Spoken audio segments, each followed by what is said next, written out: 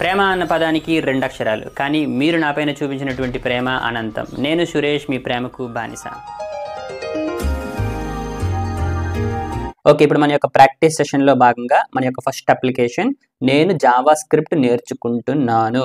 Okay, మన యొక్క application name వచ్చేసి కొత్తగా ఉన్నది అని పెడదాం. అలానే మన యొక్క అప్లికేషన్ యొక్క గోల్ ఏంటి అనుకోనంటే నేను జావా స్క్రిప్ట్ నేర్చుకుంటున్నాను అని మీరు చూపించాలన్నమాట. ఓకే, ఇది మీ యొక్క స్క్రీన్. ఈ యొక్క స్క్రీన్లో ఈ యొక్క టాప్లో చూడండి, నేను జావా స్క్రిప్ట్ నేర్చుకుంటున్నాను అని చూపించాలి. ఈజీగా ఉంది కదా.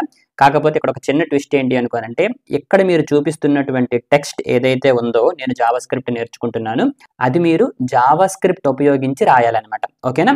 కొంచెం కన్ఫ్యూజన్ గా ఉండొచ్చు. ఎందుకోసం అనుకోనంటే ఇది మీకు కొత్త కాబట్టి ఇప్పుడు ఈ యొక్క కొత్తగా ఉన్నది అన్నటువంటి అప్లికేషన్ ని నేను రాసి మీకు చూపిస్తాను, క్లారిటీగా అర్థమవుతుంది. ఓకే, సరే. ఫస్ట్ ఏం చేస్తున్నాను అనుకోనంటే మన యొక్క బేస్ ఉంది కదా, దానిని నేను ఇప్పుడు కాపీ పేస్ట్ చేయను. ఇప్పుడు నుండి మనం డెవలప్ చేస్తున్నటువంటి ప్రాజెక్ట్స్ అన్ని కూడా ఫస్ట్ నుండి క్రియేట్ చేద్దాం. ఓకేనా? సో అందుకోసం ఏం చేస్తున్నాను అనుకోనంటే ఈ యొక్క ఎంటీ స్పేస్ ఉంది కదా, అక్కడ ఈ విధంగా రైట్ క్లిక్ చేసి ఒక కొత్త ఫోల్డర్ని క్రియేట్ చేస్తున్నాను. ఓకేనా? మన యొక్క ఫోల్డర్ నేమ్ వచ్చేసి కొత్తగా ఉన్నది అని రాసిన అనమాట. మీ ఇష్టం, మీరు ఏదైనా రాసుకోవచ్చు. ఓకేనా? ఈ యొక్క ఫోల్డర్లో చూడండి ఏమీ లేదు. ఓకే, మీకు ముందే చెప్పాను కదా, మనం అప్లికేషన్స్ డెవలప్ చేస్తున్నప్పుడు ఒక ఫోల్డర్లో పెట్టుకుంటాం అనమాట. మనం రాసినటువంటి ఫైల్స్ అయినా ఫోల్డర్లో ఉంటాయి కాబట్టి ఆర్గనైజేషన్ అనేది ఈజీగా ఉంటుంది. ఓకే, ఫస్ట్ నేను ఏం చేస్తున్నాను అనుకుంటే index.html అని చెప్పేసి ఒక ఫైల్ రాశాను. ఓకే, ఇప్పుడు నేను ఏం చేస్తున్నాను అనుకుంటే మన యొక్క HTML టెంప్లెట్ నాకు కావాలి కదా, సింపుల్గా ఈ విధంగా HTML అన్నాను అనుకోండి, ఈ విధంగా వస్తుంది. ఇక్కడ ఎంటర్ చేస్తే ఈ యొక్క కోడ్ నాకు వచ్చేస్తుంది అనమాట, శాంపుల్ కోడ్. అలా కాకుండా మీకు ఇది వర్క్ అవ్వట్లేదు అనుకోండి, మీ యొక్క సిస్టంలో ఇది కొట్టండి. ఓకేనా? సో ఈ యొక్క ఎక్స్క్లమేషన్ మార్క్ కొట్టినా కూడా మీకు వచ్చేస్తుంది అనమాట. ఓకే, సరే. ఇప్పుడు మీరు చూసుకుంటే హెడ్కి సంబంధించినవన్నీ వచ్చేసాయి. ఈ యొక్క టైటిల్ ఉందో చూసారా, ఈ యొక్క టైటిల్ ఎక్కడ మనకు కనిపిస్తుంది? ఓకే, ఒకసారి ఈ యొక్క ప్రాజెక్ట్ నేను రన్ చేస్తాను. రైట్ క్లిక్ చేశాను, ఓపెన్ విత్ లైవ్ సర్వర్ కొట్టాను. ఓకే, ఈ యొక్క లైవ్ సర్వర్ అనేది ఇంతకుముందు మన యొక్క ఎక్స్టెన్షన్స్లో ఇక్కడ మనం ఇన్స్టాల్ చేసామన్నమాట. ఓకేనా? సో మీరు ఒకవేళ చేయలేదు అనుకునంటే ఇక్కడ ఒక్కసారి మీరు లైవ్ సర్వర్ అని కొట్టారనుకోండి. ఓకే, లైవ్ సర్వర్ అని ఈ విధంగా కొడితే మీకు యొక్క టాప్లో వస్తుంది. ఇక్కడ మీకు ఇన్స్టాల్ అని ఉంది కదా, ఆ యొక్క ఇన్స్టాల్ మీద మీరు క్లిక్ చేస్తారనమాట. ఓకేనా? మీరు ఏం చేస్తారనుకోనంటే ఈ యొక్క index.html ఫైల్ ఉంది కదా, రైట్ క్లిక్ చేస్తారు, ఓపెన్ విత్ లైవ్ సర్వర్ మీద కొడతారనమాట. ఓకేనా? చూడండి ఇక్కడ మనకి ఏమీ చూపించలేదు, కానీ ఈ టాప్లో చూడండి మనకి ఇక్కడ డాక్యుమెంట్ అని చూపించింది. చూడండి, హావర్ చేసిన డాక్యుమెంట్ అని చూపించింది కదా, అది మన యొక్క అప్లికేషన్ యొక్క నేమ్ అనమాట. సో ఇప్పుడు మన యొక్క అప్లికేషన్ యొక్క నేమ్ని కొత్తగా ఉన్నది అని రాశాను అనమాట. ఓకే, ఫస్ట్ థింగ్ మన యొక్క అప్లికేషన్ నేమ్ అనేది చేంజ్ అయిపోతుంది. ఇక్కడ చూడండి కొత్తగా ఉన్నది. సరే, ఇప్పుడు మన యొక్క గోల్ ఏంటి? నేను జావా స్క్రిప్ట్ నేర్చుకుంటున్నాను అని చూపించాలి. అవునా? చూడండి, ఇప్పుడు వచ్చేసి మన యొక్క బాడీలో ఏమీ లేదు, ఎంటీగా ఉంది, ఏం కనిపించట్లేదు కదా. సరే, ఈ యొక్క బాడీలో కదా మనం రాసుకోవాలి. నేనేం చేస్తాను, మనకి చాలా రకాలైనటువంటి ఎలిమెంట్స్ అనేవి ఉన్నాయి. ఫర్ ఎగ్జాంపుల్ నేను పారాగ్రాఫ్ తీసుకుంటాను. ఇక్కడ నేను సింపుల్గా ఇలా రాస్తున్నాను అనమాట, నేను జావా స్క్రిప్ట్ నేర్చుకుంటున్నాను అని చెప్పేసి. ఓకే, సింపుల్ కదా, అయిపోయింది కదా. చూసారా, నాకు ఇక్కడ వచ్చేసింది అనమాట. కాకపోతే నేను మీకు ఏమని చెప్పాను, మీరు జావా స్క్రిప్ట్ ఉపయోగించి ఇది రాయాలన్నమాట. ఇప్పుడు మనం చేసింది ఏంటి, డైరెక్ట్గా మన యొక్క పారాగ్రాఫ్లో అంటే మన యొక్క HTMLని ఉపయోగించి రాసామన్నమాట. కానీ మనకు కావాల్సింది ఇదే టెక్స్ట్ ఏదైతే ఉందో ఇది ఇక్కడ మీరు రాయకూడదు అనమాట. అంటే ఇప్పుడు చూడండి, మీరు పారాగ్రాఫ్ ఎలిమెంట్ని తీసుకున్నారు, కాకపోతే అందులో మీరు పెట్టేటువంటి టెక్స్ట్ ఏదైతే ఉందో నేను జావా స్క్రిప్ట్ నేర్చుకుంటున్నాను అది మీరు జావా స్క్రిప్ట్ని ఉపయోగించి రాస్తారనమాట. ఓకేనా? అందుకోసం నేను ఇప్పుడు ఏం చేస్తున్నాను అనుకోనంటే ఒక కొత్త ఫైల్ని తీసుకుంటున్నాను అనమాట. ఓకే, మీరు ఒక కొత్త ఫైల్ని తీసుకోవచ్చు, లేదా డైరెక్ట్గా ఇక్కడే ఈ విధంగా స్క్రిప్ట్ అని పెట్టేసి ఇందులో మన యొక్క జావా స్క్రిప్ట్ కోడ్ రాసుకోవచ్చు అనమాట. కాకపోతే మొదట్లోనే మీకు చెప్పాను కదా, ఈ విధంగా ఒక కొత్త ఫైల్ని క్రియేట్ చేసుకోవడం అనేది మంచిది అనమాట. ఓకేనా? అందులో ఉన్నటువంటి కోడ్ని మనం ఇంకెక్కడైనా ఉపయోగించుకోవచ్చు కూడా. సరే, మీకు ఇప్పుడు రాస్తే క్లారిటీగా అర్థమవుతుంది. ఫర్ ఎగ్జాంపుల్ script.js అని రాశాను, మీరు ఏ నేమ్ అని ఇవ్వచ్చు. ఓకేనా? సరే, ఇప్పుడు వరకు మనం రాస్తుంది script.js కదా, అందుకోసం script.js అని పెట్టాను అనమాట. దీన్ని ఫస్ట్ ఓకే, మీకు ఇంతకుముందు చెప్పాను కదా స్ట్రిక్ట్ మోడ్లో ఏ విధంగా పెడతామని చెప్పేసి స్ట్రిక్ట్ మోడ్లో పెట్టాను అనమాట. పెట్టినా పెట్టకపోయినా పర్వాలేదు, బట్ మీకు ముందే చెప్పాను కదా ప్రతి దాంట్లో మనం పెట్టుకుందాము అని చెప్పేసి.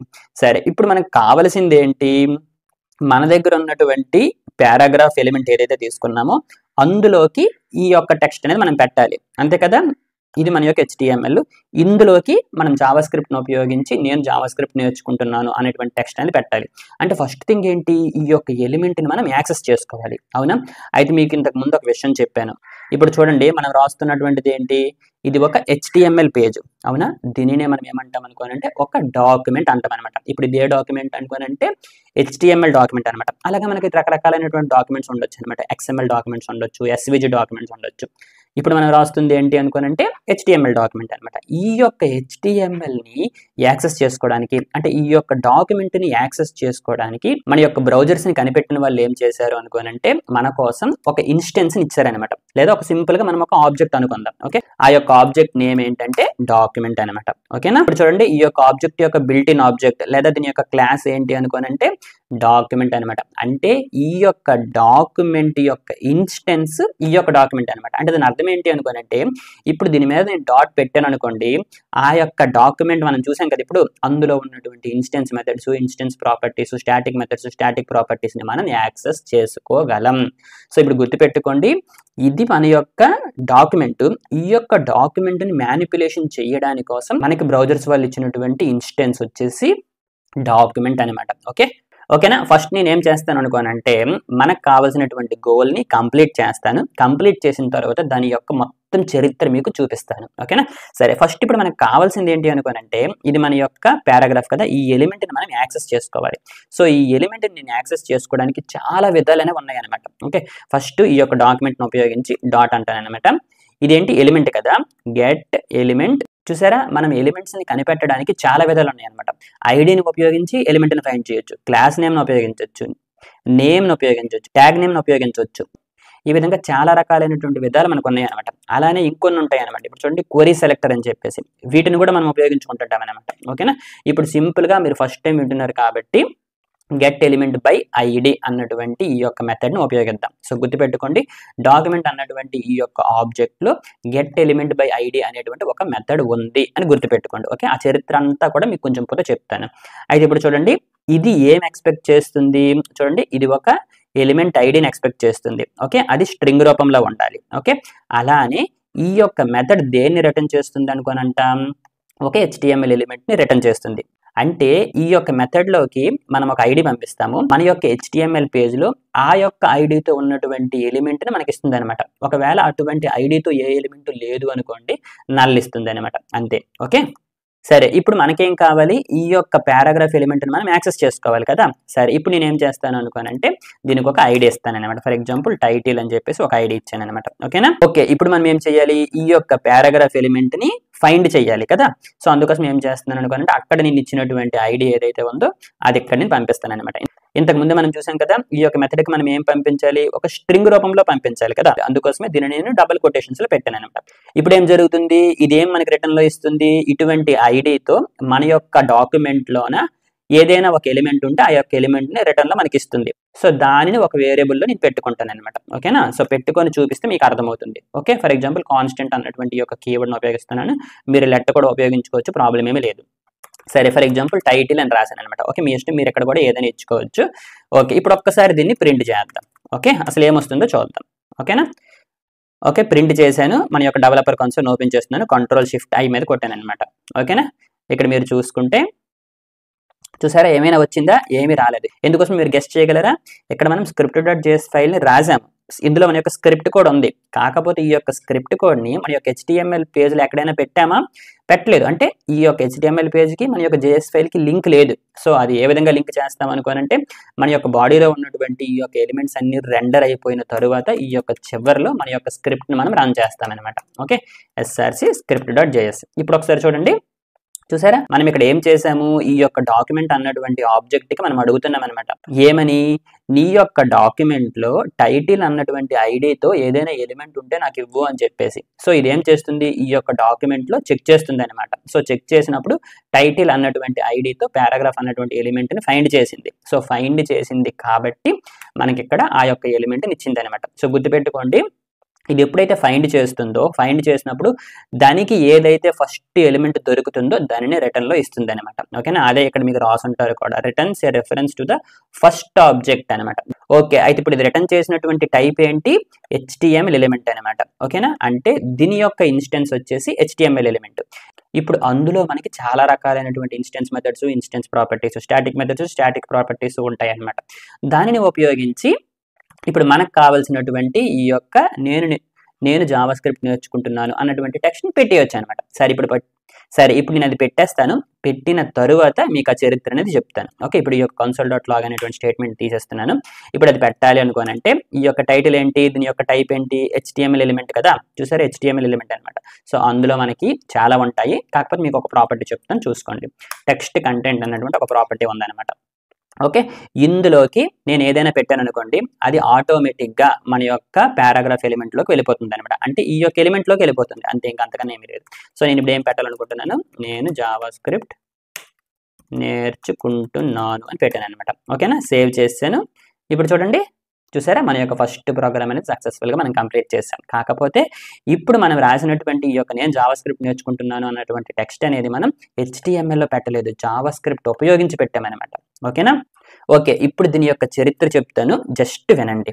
ఫస్ట్ థింగ్ వచ్చేసి ఈ యొక్క డాక్యుమెంట్ మీకు ఏమని చెప్పాను, ఈ యొక్క డాక్యుమెంట్ ఎక్కడ నుండి వచ్చింది అనుకోనంటే ఈ యొక్క డాక్యుమెంట్ అన్నటువంటి క్లాస్ లేదా ఈ యొక్క డాక్యుమెంట్ అన్నటువంటి బిల్ట్-ఇన్ ఆబ్జెక్ట్ నుండి వచ్చింది కదా. సరే ఇప్పుడు మన యొక్క వెబ్ డాక్స్లోకి వెళ్తున్నాను. మన యొక్క MDN వెబ్ డాక్స్లోకి వెళ్ళేసి ఇది ఒకసారి సెర్చ్ చేద్దాం. ఓకే, అసలు దీని కథ ఏంటో తెలుస్తుంది. చూడండి, ఫస్ట్ థింగ్ వచ్చేసి ఈ యొక్క డాక్యుమెంట్ అన్నటువంటిది ఏదైతే ఉందో మనం ప్రెజెంట్ ఏ డాక్యుమెంట్ లో ఉన్నామో ఆ యొక్క డాక్యుమెంట్ ని రిఫర్ చేస్తుంది అనమాట. ఓకేనా, ఇప్పుడు చూడండి ఫర్ ఎగ్జాంపుల్ ఇక్కడ నేను డాక్యుమెంట్ అని రాశాను అనుకోండి, చూసారా మన యొక్క డాక్యుమెంట్ నేమ్ ఏంటి, index.html కదా. సో దానిని ఇది రిఫర్ చేస్తుంది అనమాట.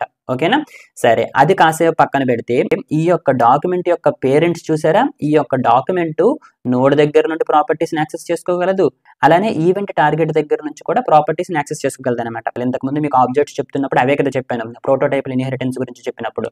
ఓకే, అయితే ఇక్కడ మీరు బాగా అబ్జర్వ్ చేయండి, ఈ యొక్క డాక్యుమెంట్ లో చాలా రకాలైనటువంటి ఇన్స్టెన్స్ ప్రాపర్టీస్ ఉన్నాయా. ఈ యొక్క ఇన్స్టెన్స్ ప్రాపర్టీస్ లో ఇక్కడ చూడండి టైటిల్ అన్నటువంటి ప్రాపర్టీ ఉంది. ఈ యొక్క టైటిల్ అన్నటువంటి ప్రాపర్టీని ఉపయోగించి మన యొక్క డాక్యుమెంట్ ఉంది కదా, ఇది మన యొక్క డాక్యుమెంట్. ఇది చూసారా, ఇక్కడ మనం ఇంతకుముందు ఏమైనా పెట్టాం, కొత్తగా ఉన్నది అన్నటువంటి టైటిల్ పెట్టాం. కాకపోతే అది ఎక్కడ పెట్టాము, డైరెక్ట్ గా ఎక్కడ పెట్టేశాం కదా. దీనినే మన యొక్క జావా స్క్రిప్ట్ ఉపయోగించి పెట్టుకోవాలనుకోండి, ఇప్పుడు మనం చూసాం కదా ఈ యొక్క ఇన్స్టెన్స్ ప్రాపర్టీ, ఈ యొక్క ఇన్స్టెన్స్ ప్రాపర్టీని ఉపయోగించుకోవచ్చు అనమాట. ఇప్పుడు చూడండి ఇక్కడ మనం కొత్తగా ఉన్నది అన్నటువంటిది పెట్టాం కదా. ఇప్పుడు నేను జావా స్క్రిప్ట్ని ఉపయోగించి దానిని అప్డేట్ చేసేస్తాను అనమాట. సో అది చేయాలంటే ఏం చేయాలి, ఈ యొక్క టైటిల్ అన్నటువంటి ప్రాపర్టీ ఎక్కడుంది, మన యొక్క డాక్యుమెంట్ లో ఉంది. సో కదా, సో డాక్యుమెంట్ డాట్ టైటిల్ అని చెప్తాను, అందులోకి నేను ఏదైతే కొత్తగా కావాలనుకుంటున్నానో అది పెడతాను అనమాట. ఓకే, ఐ యామ్ లెర్నింగ్ అని చెప్పేసి చూడండి, ఇప్పుడు అది అప్డేట్ అవుతుందో లేదో మనం చెక్ చేద్దాం. చూసారా, ఓకే చూడండి ఐ యామ్ లెర్నింగ్ అనేది వచ్చింది అనమాట. అంతే, ఏమీ లేదు. మీకు ఎలా రిక్వైర్మెంట్ కావాలి అనుకుంటే దానికి సంబంధించినటువంటి మెథడ్స్ని మరి చెక్ చేసుకుంటారు, చెక్ చేసుకుని వాటిని ఉపయోగించుకుంటారు అనమాట. అయితే ఇక్కడ మనం చూసాము ఈ యొక్క డాక్యుమెంట్ అనేది నోడ్ లో ఉన్నటువంటి ప్రాపర్టీస్ ని మెథడ్ ని యాక్సెస్ చేసుకుంటుంది కదా. సేమ్ అలానే ఇంకొన్ని బిల్ట్ ఇన్ ఆబ్జెక్ట్స్ ఉన్నాయి అనమాట, అవి కూడా ఈ యొక్క నోడ్ లో ఉన్నటువంటి ప్రాపర్టీస్ ని మెథడ్స్ ని యాక్సెస్ చేసుకుంటాయి. ఇప్పుడు ఈ యొక్క డాక్యుమెంట్ కి నోడ్ అనేది ఏ విధంగా అయితే పేరెంట్ అయ్యిందో, అలానే మనకి కామెంట్, టెక్స్ట్, ఎలిమెంట్ వాటికి కూడా ఈ యొక్క నోడ్ అనేది పేరెంట్ అనమాట. అలానే ఇక్కడ మీరు అబ్జర్వ్ చేయండి, ఈ యొక్క HTML ఎలిమెంట్ అనేది ఒకటి ఉందన్నమాట. దానికి పేరెంట్ ఎవరు, ఎలిమెంట్. దానికి పేరెంట్ నోడ్, నోడ్ కి parent event target, event target కి పేరెంట్ ఎవరు, ఆబ్జెక్ట్. ఇదే మీకు మొదట్లో చెప్పాను, సమస్త జీవరాశుల్ని సృష్టించినటువంటి ఆ యొక్క దేవుడిని జావా స్క్రిప్ట్ లో ఆబ్జెక్ట్ అంటాం అనమాట. అంటే మీరు ఇప్పుడు ఎటువంటి బిల్ట్ ఇన్ ఆబ్జెక్ట్ తీసుకున్నా లేదా క్లాస్ తీసుకున్నా కూడా వాటన్నింటికి పేరెంట్ ఎవరు అనుకోనంటే మన యొక్క ఆబ్జెక్ట్ అనమాట. అంటే మన దగ్గర ఎటువంటి ఇన్స్టెన్స్ ఉన్నా సరే ఆబ్జెక్ట్ లో ఉన్నటువంటి ప్రాపర్టీస్ ని మెథడ్స్ ని మనం యాక్సెస్ చేసుకోవచ్చు అనమాట. సేమ్ అలానే ఫర్ ఎగ్జాంపుల్ మన దగ్గర HTML ఎలిమెంట్ కి సంబంధించినటువంటి ఇన్స్టెన్స్ ఏదైనా ఉందనుకోండి, అప్పుడు మనం ఈ యొక్క ఎలిమెంట్ లో ఉన్నటువంటి ప్రాపర్టీస్ ని మెథడ్స్ ని యాక్సెస్ చేసుకోవచ్చు, లేదా నోడ్ లో ఉన్నటువంటి ప్రాపర్టీస్ ని మెథడ్స్ ని యాక్సెస్ చేసుకోవచ్చు, లేదా ఈవెంట్ టార్గెట్ లో ఉన్నవి లేదా ఆబ్జెక్ట్ లో ఉన్నవి యాక్సెస్ చేసుకోవచ్చు అనమాట. ఎందుకోసం అనుకుంటే దీని యొక్క ప్రోటోటైపుల్ చైన్ అనేది అలా ఉందన్నమాట. ఓకేనా, ఓకే ఇది మీరు బాగా అబ్జర్వ్ చేశారు కదా, ఇదేంటి HTML ఎలిమెంట్ అనమాట. అయితే ఇక్కడ మీరు బాగా అబ్జర్వ్ చేయండి, మనం ఎప్పుడైతే గెట్ ఎలిమెంట్ బై ఐడి అని అన్నామో మనకు వచ్చింది ఏంటి, HTML ఎలిమెంట్ అనమాట. అంతే కదా, HTML ఎలిమెంట్ అనమాట. సో దీని యొక్క పేరెంట్ ఎవరు, ఎలిమెంట్. ఓకేనా, సో మీకు ముందే చెప్పాను కదా, మీకు చరిత్ర చెప్తున్నాను, జస్ట్ వినండి. సరే ఇప్పుడు నేనేం చేస్తాను అనుకోనంటే మన యొక్క HTML ఎలిమెంట్ ని చూపిస్తాను. చూడండి, ఇది మన యొక్క HTML ఎలిమెంట్ అనమాట. చూసారా, మన యొక్క HTML ఎలిమెంట్ అనేది ఎలిమెంట్ యొక్క చైల్డ్ అనమాట. అంటే మన యొక్క HTML యొక్క పేరెంట్ ఎవరు, ఎలిమెంట్. అదే కదా ఇక్కడ చూపించాను, HTML యొక్క పేరెంట్ వచ్చేసి ఎలిమెంట్, ఎలిమెంట్ యొక్క పేరెంట్ ఎవరు, నోడ్, నోడ్ యొక్క పేరెంట్ ఎవరు, ఈవెంట్ టార్గెట్, వాళ్ళ పేరెంట్ ఎవరు, మన యొక్క దేవుడు అనమాట, అంటే మన యొక్క ఆబ్జెక్ట్ అనమాట. సరే ఇప్పుడు ఈ యొక్క నోడ్ లోకి నేను వెళ్తున్నాను. ఓకే, ఇక్కడ చూసారా నాకు టెక్స్ట్ కంటెంట్ అన్నటువంటి ప్రాపర్టీ ఉందన్నమాట. ఓకే, ఇప్పుడు నేను ఇక్కడ వాడింది అదే. ఓకే, ఇక్కడ చూడండి టెక్స్ట్ కంటెంట్ అన్నటువంటి ప్రాపర్టీని వాడాను కదా. సో మీరు ఇక్కడ అబ్జర్వ్ చేయాల్సింది ఏంటి అనుకోనంటే, నేను ఇక్కడ ఈ యొక్క టైటిల్ మీద డాట్ పెట్టినప్పుడు నాకు చూపించేటువంటి static methods, static properties, instance methods, instance properties ఏంటి అనుకోనంటే, దీనికి సంబంధించినటువంటి ప్రోటోటైప్ చైన్లో ఎక్కడో ఒక దగ్గర ఉంటాయి అనమాట. సో ఈ యొక్క టెక్స్ట్ కంటెంట్ అనేది నిజానికి మన యొక్క HTML ఎలిమెంట్లో లేదు, అలానే ఎలిమెంట్లో కూడా లేదు. అది ఎక్కడుంది? మన యొక్క నోడ్ అన్నటువంటి ఆబ్జెక్ట్లో ఉందన్నమాట. అదే కదా ఇక్కడ మనం చూసారు మన యొక్క నోడ్లో ఈ యొక్క టెక్స్ట్ కంటెంట్ ఉంది. సో మీరు గుర్తుపెట్టుకోవాల్సింది ఏంటి అనుకోనంటే, మన దగ్గర ఉన్నటువంటి ఇన్స్టెన్స్కి సంబంధించినటువంటి ఎంటైర్ ప్రోటోటైప్ చైన్లో ఉన్నటువంటి మెథడ్స్ని, ప్రాపర్టీస్ని యాక్సెస్ చేసుకోగలం అని మీరు గుర్తుపెట్టుకోండి అనమాట. ఓకేనా? సరే, అయితే ఇక్కడ నేను ఉపయోగించింది టెక్స్ట్ కంటెంట్ కదా, అలానే కొన్నిసార్లు మనం ఇన్నర్ టెక్స్ట్ అనేటువంటిది ఇంకొకటి వాడుతాము. ఓకేనా? ఇన్నర్ టెక్స్ట్ అనేటువంటిది ఇంకోటి వాడుతాము, అలానే ఇన్నర్ HTML అని చెప్పేసి, అలానే ఇన్నర్ HTML అని చెప్పేసి ఇంకొక మెథడ్ని వాడతాం. ఈ విధంగా రకరకాలు ఉంటాయి అనమాట. స్లోగా మనం అప్లికేషన్ చేస్తున్న కొద్ది వాటి యొక్క ఉపయోగాలు, అలానే ఎప్పుడు ఏం ఉపయోగించాలి అనేది కూడా మీకు క్లారిటీగా అర్థమవుతుంది. ఓకే, సరే, ఇప్పుడు నాకేం కావాలి అనుకోనంటే, మనం రాసినటువంటి టెక్స్ట్ ఏదైతే ఉందో అది మీరు క్యాపిటల్లో చేయాలి. ఓకే, ఫస్ట్ అది చేయండి, ఆ తర్వాత నేను ఇది మిడిల్లో ఏ విధంగా పెట్టాలి అనేది మీకు చెప్తాను. ఓకేనా? ఇప్పుడు ఇది క్యాపిటల్ చేయాలి అనుకోండి, ఏం చేస్తాము? ఇది మన యొక్క స్ట్రింగ్ కదా, మీరు ఏం చేస్తారనేది ఒకసారి వీడియో పాజ్ చేసి ట్రై చేయండి. ఓకేనా? సరే, ఇప్పుడు మీలో ఎవరెవరైతే దీనిని మొత్తం చేంజ్ చేసి క్యాపిటల్లో పెట్టారో మీరు మంచి డెవలపర్స్ కాదు. నిజానికి మీరు ఏం చేయొచ్చు అనుకోనంటే, ఇది మన యొక్క స్ట్రింగ్ కదా, సో ఏం చేస్తారు? సింపుల్గా ఈ యొక్క చివరిలో డాట్ పెట్టారు అనుకోండి, స్ట్రింగ్కి సంబంధించినటువంటి మెథడ్స్ అన్ని వచ్చేస్తాయి. ఇంతకుముందే మనం చూసాము టు అప్పర్ కేస్ అన్నటువంటి మెథడ్ని మీరు వాడుకోవచ్చు అనమాట. సో ఇప్పుడు ఏం జరుగుతుంది? ఈ యొక్క స్ట్రింగ్ మీద టు అప్పర్ కేస్ వాడాం కాబట్టి అది మనకి క్యాపిటల్ లెటర్లోకి వచ్చేస్తుంది. ఆ విధంగా వచ్చింది ఈ యొక్క టెక్స్ట్ కంటెంట్లోకి వెళ్ళిపోతుంది అనమాట. ఓకే, ఒకసారి మనం చెక్ చేద్దాం. చూసారా? ఈ విధంగా అయిపోయింది అనమాట. ఓకేనా? సో మీలో ఎవరైతే ఇది చేశారో వాళ్ళు నిజంగా గ్రేట్. ఓకే, ఇప్పుడు మీకోసం మన యొక్క టెక్స్ట్ని మన యొక్క బాడీలో మిడిల్లో ఏ విధంగా పెట్టాలి అనేది మీకు చెప్తాను. ఇది CSSకి సంబంధించింది, బట్ జస్ట్ ఒకసారి మీకు చెప్తాను, వినండి. ఓకేనా? సో ఇప్పుడు ఏంటి? ఇది మన యొక్క HTML అనమాట. ఇది మన యొక్క బాడీ, మన యొక్క బాడీలో ఒక పారాగ్రాఫ్ ఎలిమెంట్ అనేది ఉంది. ఓకే, అది మనం ఇక్కడ కూడా చెక్ చేసుకోవచ్చు. ఓకే, ఇక్కడ మీరు చూసుకుంటే దీని మీద సెలెక్ట్ చేశాను కదా, ఇది చూడండి, ఇది మన యొక్క బాడీ. ఓకే, ఇప్పుడు చూడండి మన యొక్క బాడీ, అలానే ఇది మన యొక్క పారాగ్రాఫ్ అనమాట. సరే, ఇప్పుడు నేను ఏం చేస్తాను అనుకోనంటే, ఫస్ట్ చూడండి, ఇది మన యొక్క బాడీ కదా, మన యొక్క బాడీకి ఒక బ్యాక్గ్రౌండ్ కలర్ ఇస్తాను అనమాట. ఓకేనా? సో ఏం చేస్తాను అనుకోనంటే, ఒక స్టైల్ ఇక్కడ రాస్తున్నాను. ఓకే, మన యొక్క బాడీని సెలెక్ట్ చేసుకున్నాను, బ్యాక్గ్రౌండ్ కలర్ ఇచ్చాను. Okay, background colour for example orange అనుకుందాం. ఓకే, మన ఇష్టం ఏదైనా ఇవ్వచ్చు, ఆరెంజ్ ఇచ్చాను అనమాట. ఓకే, ఇప్పుడు మన యొక్క బాడీ యొక్క బ్యాక్గ్రౌండ్ అనేది చేంజ్ అయ్యింది. ఇప్పుడు నేనేం చేయాలి? ఈ యొక్క టెక్స్ట్ని నా యొక్క బాడీలో సెంటర్లో కావాలన్నమాట. ఓకేనా? అయితే ఈ విధంగా చేయడానికి మనకి చాలా రకాలైనటువంటి టెక్నిక్స్ అనేవి ఉన్నాయి, కాకపోతే మనం ఎక్కువగా ఉపయోగించేది డిస్ప్లే ఫ్లెక్స్ అనమాట. సరే, ఈ యొక్క డిస్ప్లే ఫ్లెక్స్ అనేది ఏ విధంగా వర్క్ అవుతుంది అనేది డీటెయిల్డ్గా తర్వాత HTML మరియు CSS కోర్స్ చెప్పినప్పుడు చెప్తాను, బట్ ఇప్పుడైతే జస్ట్ నార్మల్గా చెప్తాను, వినండి. ఓకే, ఫస్ట్ ఏం చేశాను అనుకోనంటే, మన యొక్క బాడీ యొక్క డిస్ప్లే వచ్చేసి ఫ్లెక్స్ కింద చేంజ్ చేశాను అనమాట. ఏం జరుగుతుందో చూద్దాం. ఓకే, ఏం చేంజ్ లేదు కదా. సరే, ఫస్ట్ థింగ్ వచ్చేసి ఇక్కడ మీరు అబ్జర్వ్ చేయొచ్చు, ఇక్కడ మీరు చూడండి ఈ యొక్క బాడీ యొక్క డిస్ప్లే వచ్చేసి ఫ్లెక్స్లోకి మారింది కదా, దీని మీద మీరు క్లిక్ చేయొచ్చు అనమాట. ఓకేనా? ఓకే, ఇప్పుడు దీని మీద క్లిక్ చేశాను. ఇప్పుడు మీరు చూడండి కొంచెం ఇక్కడ మీరు బాగా అబ్జర్వ్ చేస్తే, ఓకే, ఇక్కడ మీరు బాగా అబ్జర్వ్ చేయండి, చూసారా కొంచెం మారింది అనమాట. ఇది మారడం అనుకోనంటే ఇక్కడ మీకు ఒక గ్రిడ్ లాగా చూపిస్తుంది అనమాట. ఓకే, ఈ యొక్క కలర్ మీద మీకు అర్థం కావడం లేదు, కానీ ఇక్కడ ఒక చిన్న గ్రిడ్ లాగా చూపిస్తుంది. ఎప్పుడు దీనిని నేను సెలెక్ట్ చేస్తే, చూసారా సెలెక్ట్ చేసినప్పుడు చూపిస్తుంది, సెలెక్ట్ చేయకపోతే అది ఉండదు అనమాట. ఓకేనా? ఇప్పుడు చూడండి, ఫర్ ఎగ్జాంపుల్ బ్యాక్గ్రౌండ్ తీసేస్తే మీకు క్లారిటీగా అర్థమవుతుంది.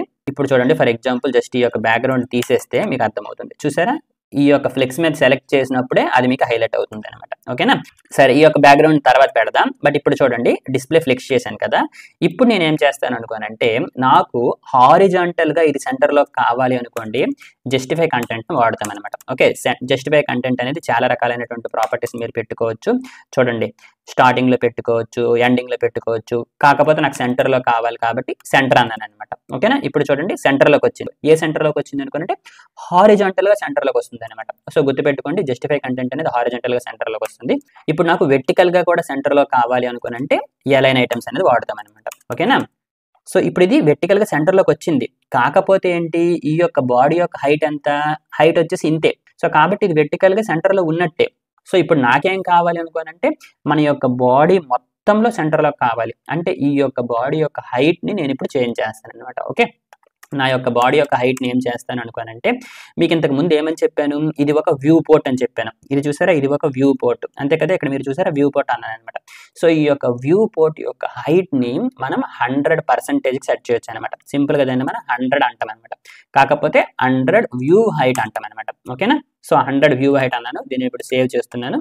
ఇప్పుడు చూసారా ఏం జరిగింది, 100 వ్యూ హైట్కి ఇచ్చామన్నమాట. సో ఇప్పుడు ఈ యొక్క బాడీ మీరు సెలెక్ట్ చేసుకుంటే టోటల్గా మన యొక్క వ్యూ పోర్ట్ ఎంతైతే ఉందో అంత హైట్ వచ్చింది అనమాట. సో ఇంత హైట్ రావడం వల్ల వెర్టికల్గా ఇది మనకి సెంటర్లో వచ్చింది అనమాట. సో డిస్ప్లే ఫ్లిక్స్ ఉపయోగించి హారిజంటల్గా సెంటర్లో పెట్టాలి అనుకోనంటే జస్టిఫై కంటెంట్, వెర్టికల్గా సెంటర్గా పెట్టాలి అనుకోనంటే అలైన్ ఐటమ్స్ అనమాట. ఇప్పుడు మనకు కావాల్సింది అయిపోయింది అనమాట. కాకపోతే మన యొక్క బ్యాక్గ్రౌండ్ అనేది చేంజ్ చేయాలి కదా. సో ఒక్కసారి దీని యొక్క బ్యాక్గ్రౌండ్ కలర్ ఇచ్చేస్తాను. సో బాడీ యొక్క బ్యాక్గ్రౌండ్ కలర్ వచ్చేసి ఫర్ ఎగ్జాంపుల్ జస్ట్ స్లైట్గా మారుద్దాం. ఓకే, జస్ట్ ఈ కలర్ ఇద్దాం. ఓకేనా, కొంచెం లైటిష్. ఓకే, ఈ కలర్ ఇస్తాను, ఎలా ఉంటుందో చూద్దాం. ఓకే, చూసారా ఈ కలర్ ఉంది. ఓకే, ఈ విధంగా ఉంది. ఇప్పుడు ఒక్కసారి మన యొక్క కలర్ ప్రాపర్టీని, ఓకే మన యొక్క బాడీలో వద్దు, జస్ట్ మన యొక్క పారాగ్రాఫ్ యొక్క కలర్ మారుద్దాం. ఓకే, ఫర్ ఎగ్జాంపుల్ వైట్ ఇద్దామా. సో వైట్ ఇస్తే ఏ విధంగా కనిపిస్తుందో చూద్దాం. సో వైట్ ఇస్తే ఏ విధంగా కనిపిస్తుంది, ఒకసారి రెడ్ ఇద్దాం. ఓకే, రెడ్ ఇస్తే ఈ విధంగా ఉంది. జస్ట్ ఒకసారి ఫాంట్ సైజ్ మారుద్దాం.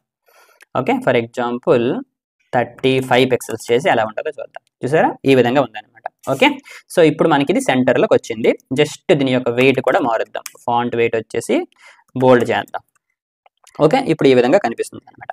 సరే, ఇప్పుడు మీరు ఏం చేయాలనుకోనంటే దీనిని తెలుగులో చూపించాలన్నమాట. ఓకే, నేను జావాస్క్రిప్ట్ నేర్చుకుంటున్నాను అనేది తెలుగులో చూపించాలి.